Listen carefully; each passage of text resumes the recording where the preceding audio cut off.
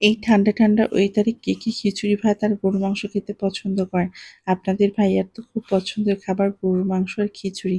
আসসালামু আলাইকুম এভরিওয়ান, কেমন আছেন সবাই? আলহামদুলিল্লাহ আমরা অনেক ভালো আছি। তো কিছুদিন আমি রুটি বানাইনি, তো আজকে ভাবলাম রুটি বানিয়ে ফ্রোজেন করে রাখি। তো সেইজন্য বেশ কিছু রুটি বানিয়ে রেখেছিলাম। আর এদিকে আপনাদের ভাইয়া সকালে ঘুম থেকে উঠে বাজার চলে গিয়েছিল। বাজার করতে তো এই যে টাটকা মাংস নিয়ে এসেছে, বলল হাতে মেখে রান্না করতে। সে নাকি খিচুড়ি দিয়ে খেয়ে অফিসে যাবে। আবার নিয়েও যাবে। তো হচ্ছে যেই ভাবা সেই কাজ। আপনাদের ভাইয়া যখন বাজারে গিয়েছিল, তখন ওঠে আমি রুটিগুলা বানিয়ে নিয়েছি আর মসলা বের করে রেখেছিলাম ফ্রিজ থেকে। তো এবার আমি মাখিয়ে হচ্ছে চুলায় দিয়ে দিব মাংসটা। আর এভাবে হাতে মেখে গরুর মাংস রান্না করলে খেতে অনেক ভালো হয়। তো যেহেতু মাংসটা টাটকা ছিল, সেজন্য আমি এভাবেই হচ্ছে রান্না করে দিচ্ছিলাম। তো এভাবে রান্না করলে আপনাদের ভাইয়া খুব পছন্দ করে। আর বিশেষ করে আমার শাশুড়ি মায়ের হাতের গরুর মাংস রান্না আপনাদের ভাইয়ার খুবই পছন্দ। যদিও হচ্ছে সেরকম হয় না। কারণ একেকজনের রান্নার স্বাদ একেক রকম। তারপরেও চেষ্টা করি ওরকমভাবেই রান্না করতে। তো এই যে এখানে হচ্ছে আমি বেশ কিছুক্ষণ মসলা দিয়ে মাখিয়ে রেখেছিলাম। তারপর হচ্ছে আমি আবার নাড়াচাড়া করে দিচ্ছি। এবার আমি হচ্ছে এটাকে চুলায় দিয়ে দিব। তো এভাবে বেশ কিছুক্ষণ হচ্ছে কষিয়ে রান্না করলে খেতেও ভালো লাগে।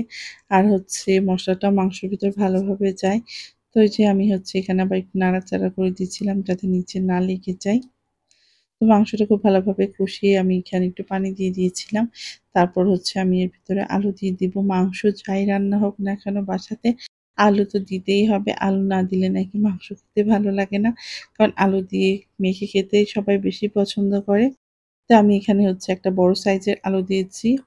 আর হচ্ছে দেওয়ার পর আমি আবারও নাড়াচাড়া করে ঢেকে দিব। আর আমার হচ্ছে শাশুড়ি মাকে দেখেছি যে এর ভিতরে একটা গুঁড়া মসলা ইউজ করে, সেটা হচ্ছে গোলমরিচ, এলাচ আর জিরা, লবঙ্গ হচ্ছে ভেজে নিয়ে তারপর হচ্ছে এর ভিতরে দেয়।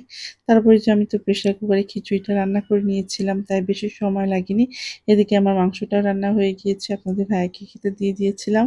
আর হচ্ছে তার জন্য বক্সে দিয়ে দিয়েছি। তো সেই বক্সে দেওয়ার ভিডিওটা আর করতে পারি নাই। যেহেতু হচ্ছে একটু তাড়াহুড়ার মধ্যে ছিলাম। তারপর আপনাদের ভাইয়া খাওয়া-দাওয়া করে অফিস চলে যাওয়ার পরে এবার আমি একটু খেতে বসেছিলাম। খিচুড়ি রান্নাটাও অনেক মজা হয়েছে। সাথে মাংসটাও খেতে দারুণ হয়েছিল। নিজের রান্না বলে বলছি না, আসলে অনেক মজা হয়েছে। তো এটাই আমরা দুপুরে খেয়ে নিব। যেহেতু বেশি করে রান্না করেছিলাম। তো বিকালে আপনাদের ভাইয়ার যে পছন্দের চাল কুমড়া ভাজি করব। সেজন্য কুটে নিয়েছিলাম। আর এখানে দেখেন লবণ দিয়ে মাখিয়ে রাখার পরে কতটা পানি বেরোচ্ছে।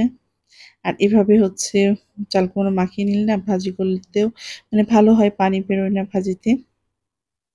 তো যাই হোক, এই যে আমি চাল কুমড়াটা ভাজি করে নিচ্ছিলাম। তো আজকের ভিডিওটা কেমন হয়েছে সবাই কমেন্ট করে জানাবেন। আর সবাই ভালো থাকবেন, সুস্থ থাকবেন। আজকের ভিডিওটা এই পর্যন্তই।